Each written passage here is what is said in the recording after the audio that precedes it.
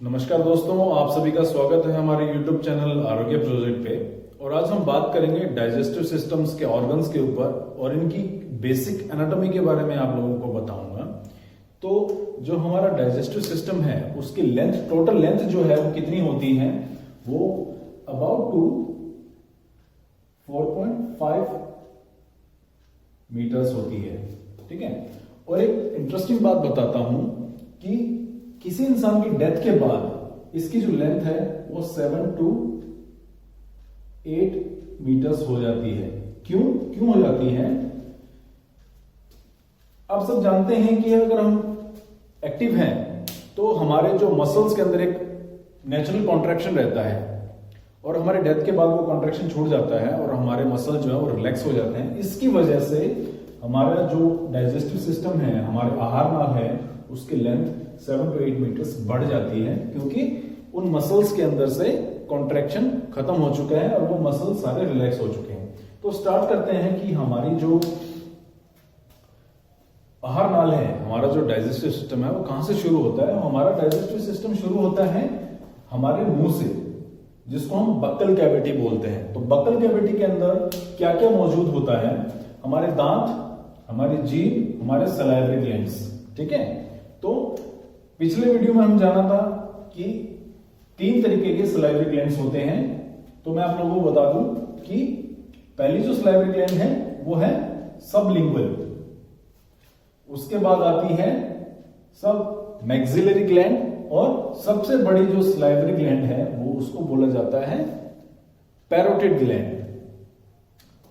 अगला जो ऑर्गन आता है उसको बोलते हैं फेरिंग्स। और ये फेरिंग्स जो है हमारे रेस्पिरेटरी सिस्टम और डाइजेस्टिव सिस्टम के लिए कॉमन ऑर्गन है। इसके अंदर एक बहुत ही अच्छा पार्ट पाया जाता है जिसको बोलते हैं हम एपिग्लोटिस। एपिग्लोटिस क्या करता है? एक ढक्कन की तरह काम करता है हमारे श्वास नली के ऊपर। जब भी हम खाना खाते हैं तो ये ढक्कन बंद हो जाता है और खाना इजीली हमारे इसोफेगस के अंदर चला जाता है और खाना हमारे श्वास नली में नहीं जाता।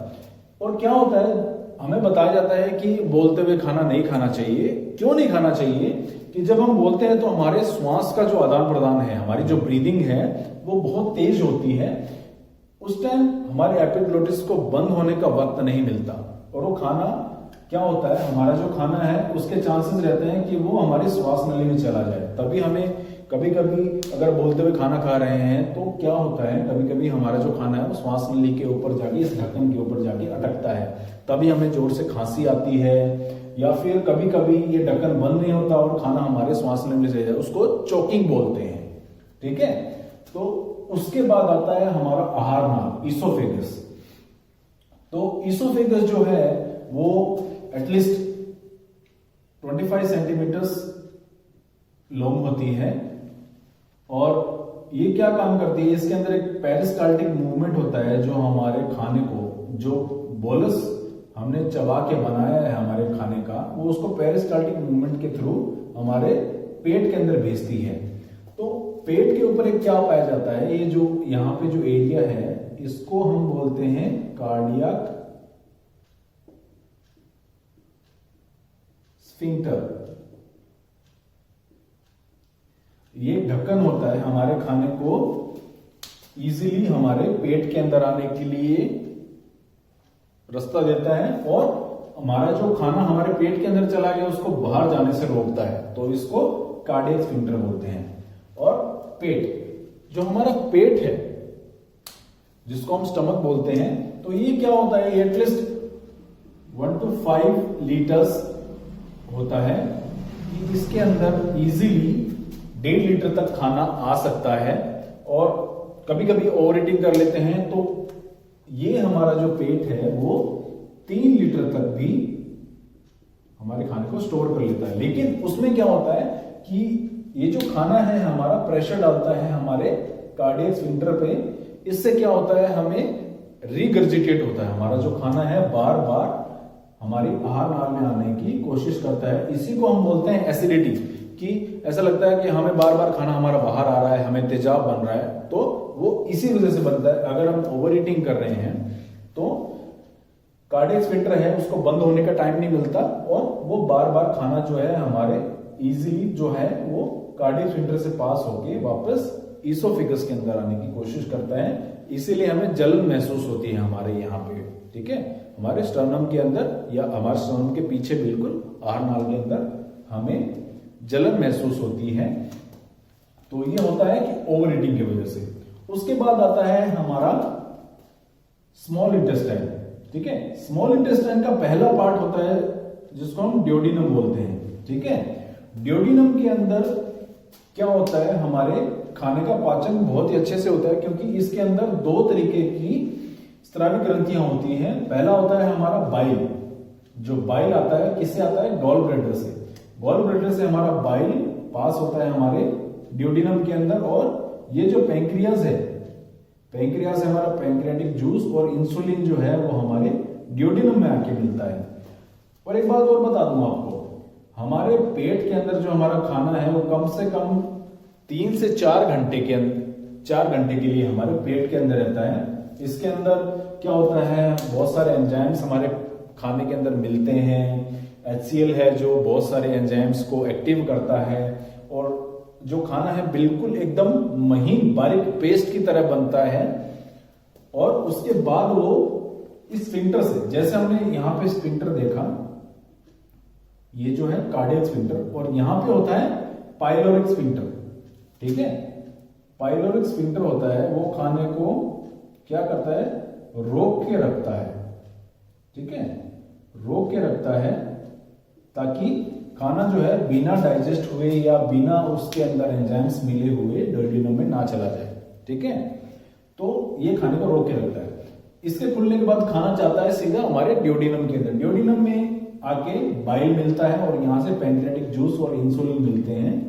तो ये एटलीस्ट हमारा जो ड्यूोडेनम है, ड्यूोडेनम हमारी कम से कम 25 सेंटीमीटर लॉन्ग होती है, अबाउट को 25 सेंटीमीटर, ठीक है। ये कम ज्यादा हो सकता है, पर्सन टू पर्सन वेरी करता है।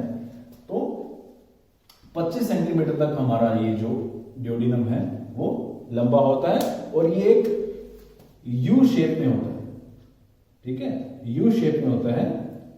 और बाइल आता है, पैंक्रियाटिक जूस आते हैं, वो इसके अंदर मिक्स होते हैं, खाने को डाइजेशन के लिए हेल्प करते हैं। तो 3 तरीके के पार्ट होते हैं हमारे स्मॉल इंटेस्टाइन के अंदर। पहला जो पार्ट है हमने बताया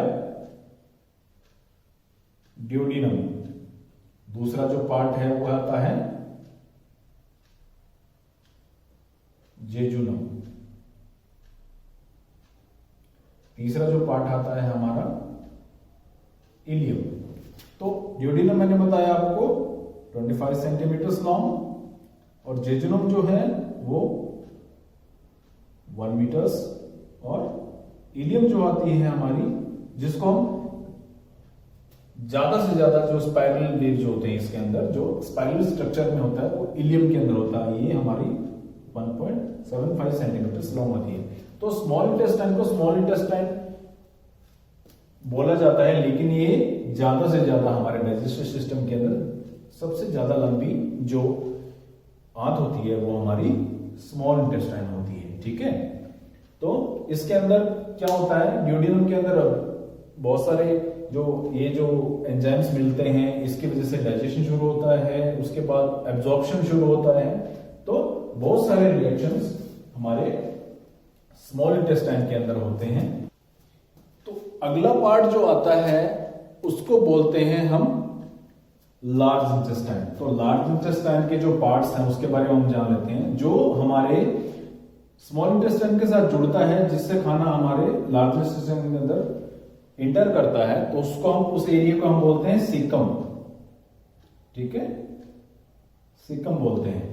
और ये जो आपने स्ट्रक्चर देखी है एक उंगली के आकार की, जो उंगली के आकार की स्ट्रक्चर है, उसको हम बोलते हैं अपेंडिक्स। तो अपेंडिक्स आप लोगों ने सुना होगा कि किसी को अपेंडिक्स का पेन हो गया, उसके अपेंडिक्स निकाल दी गई, तो उस पेन को बोलते हैं हम अपेंडिसाइटिस। तो आइटिस जो जुड़ गया उसका मतलब होता है इन्फेक्शन, किसी तरीके का इन्फेक्शन इसके अंदर हो गया। तो अपेंडिक्स जो है इसका क्या काम होता है, मेनली ह्यूमंस के अंदर इसका काम बिल्कुल 0 है, क्योंकि अपेंडिक्स का मेन काम जो होता है सेल्यूलोज, ठीक है, सेल्यूलोज के पाचन का काम करता है हमारा अपेंडिक्स। तो जैसे जैसे हमने इवोल्यूट किया, जैसे हम एनिमल्स से धीरे धीरे ह्यूमंस बने, तो हमने जैसे अलग अलग न्यूट्रिएंट्स को अपनाना शुरू कर दिया, तो सेल्यूलोज जो होता है, जैसे घास खाने वाले जो जानवर होते हैं उनके अंदर अपेंडिक्स का काम होता है। ये अपेंडिक्स जो है सेल्यूलोज के पाचन का काम करता है। तो ये एक तरीके का अवशेषी अंग है हमारे शरीर के अंदर, ठीक है, इसका कोई काम नहीं है। और बाई चांस इसके अंदर कोई किसी भी तरीके का फूड चला जाता है तो उससे क्या होता है, हमारे शरीर के अंदर इंफेक्शन हो जाता है, जिसको हम अपेंडिसाइटिस बोलते हैं, ठीक है। उसके बाद आता है सिकम, और हमारे जो लार्विन का ये जो पार्ट है उसको हम बोलते हैं, ये ऊपर की तरफ चढ़ रहा है, उसको क्या बोलेंगे, ऊपर की तरफ चढ़ने के लिए इंग्लिश में शब्द यूज होता है असेंडिंग, ऊपर की तरफ जो चढ़ता है, तो असेंडिंग कॉलम, ठीक है। हमने इसको क्या बोल दिया, असेंडिंग कॉलम। ये लगभग 20 से 25 सेंटीमीटर तक लंबा होता है, और ये यहां पे जाके मुड़ गया, मुड़ने को हम क्या बोलते हैं, ट्रांसवर्स कॉलम। ये लगभग 40 सेंटीमीटर लंबा होता है, और नीचे आने को हम क्या बोलते हैं, असेंडिंग का अपोजिट डिसेंडिंग कॉलम। ये लगभग 35 से 40 सेंटीमीटर लंबा होता है, ठीक है। उसके बाद आ गया जो चीज मुड़ती है उसको क्या बोलेंगे,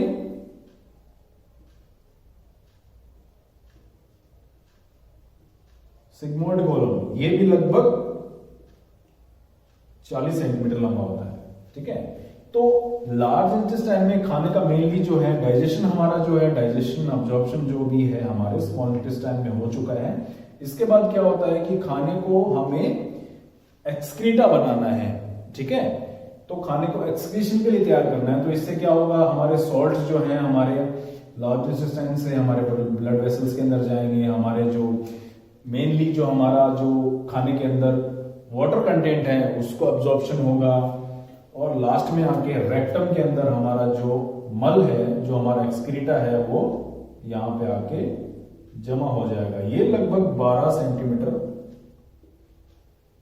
इसका जो है 12 सेंटीमीटर लेंथ होता है, और लास्ट में आके खाना हमारा एनस से एक्सक्रीट हो जाएगा, ठीक है। तो हमने मेन जो हमारे जो ऑर्गन्स हैं डाइजेस्टिव सिस्टम के उनके बारे में जान लिया है।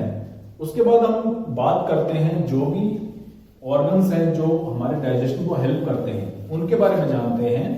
तो सबसे बड़ा जो हॉलो ऑर्गन है कौन सा है, सबसे बड़ा हॉलो ऑर्गन है हमारा लीवर, ठीक है। तो लीवर के अंदर बहुत सारे केमिकल्स प्रोसेस होते हैं, और डाइजेशन के लिए जो मेन काम है वो है बाइल प्रोडक्शन। तो हमारा लीवर जो है वो क्या काम करता है, मेनली बाइल प्रोडक्शन का काम करता है डाइजेस्टिव सिस्टम के लिए, ठीक है। और क्या करता है, हमारे ग्लूकोज को स्टोर करने का काम करता है, और बहुत सारे केमिकल रिएक्शंस हमारे लीवर के अंदर चलते रहते हैं। तो जैसे ही बाइल का प्रोडक्शन होता है तो बाइल सीधे कहां जाता है, हमारे गॉल ब्लैडर के अंदर। तो गॉल ब्लैडर क्या होता है, गॉल ब्लैडर एक तरीके की स्टोरेज फैसिलिटी है हमारे बाइल के लिए, ठीक है। तो जैसे ही लीवर ने बाइल प्रोड्यूस किया, और वो बाइल जो है वो इजीली आके हमारे गॉल ब्लैडर के अंदर आके स्टोर हो गया। तो हमारा जो लीवर है वो कंटिन्यूसली बाइल प्रोड्यूस करता रहता है, और बाइल जो है हमारे गॉल ब्लैडर के अंदर स्टोर होता रहता है। तो जब भी जरूरत पड़ती है हमारा बाइल जो है वो कहां पे आके मिलता है, जैसे मैंने पहले बताया हमारे ड्यूडिनम के अंदर बाइल आके मिल गया, ठीक है। तो डाइजेस्टिव सिस्टम के अकॉर्डिंग हमारे जो लीवर का काम है वो है हमारा बाइल प्रोडक्शन। उसके बाद अगली जो प्रोडक्शन है हमारा जो कहां पे होता है, पैंक्रियाज के अंदर। तो पैंक्रियाज जो है एक लीफी स्ट्रक्चर है, ठीक है, पैंक्रियाज एक लीफी स्ट्रक्चर है। उसके अंदर कौन कौन से एंजाइम होते हैं हम जान लेते हैं। ये पेट के बिल्कुल निचले हिस्से में होता है। तो पैंक्रियाज के अंदर क्या होता है, आप लोगों को सुना होगा, पैंक्रियाज के अंदर इंसुलिन का आपने नाम सुना होगा, जो हमारे ग्लूकोज लेवल को हमारे ब्लड के अंदर मेंटेन करता है, ग्लूकोज लेवल को मेंटेन करने का काम करता है, ठीक है। और पैंक्रियाटिक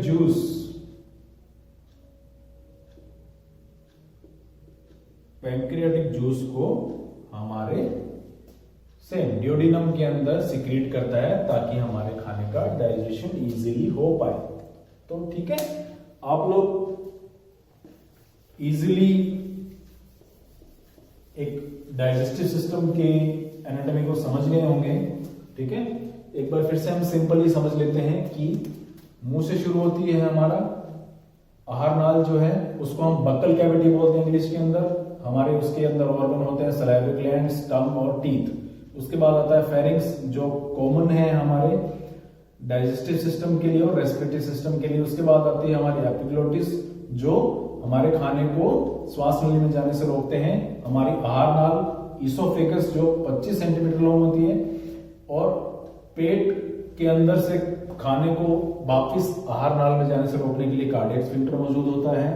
हमारा जो स्टमक है 1.5 लीटर तक उसकी नॉर्मल वैल्यू होती है। अगर हम ओवर ईटिंग करते हैं तो हमारा जो पेट है वो 3 लीटर तक भी बढ़ सकता है। उसके बाद आता है हमारी स्मॉल इंटेस्टाइन का पहला पार्ट होता है जो ड्यूडिनम, जहां पे मेनली डाइजेशन होता है।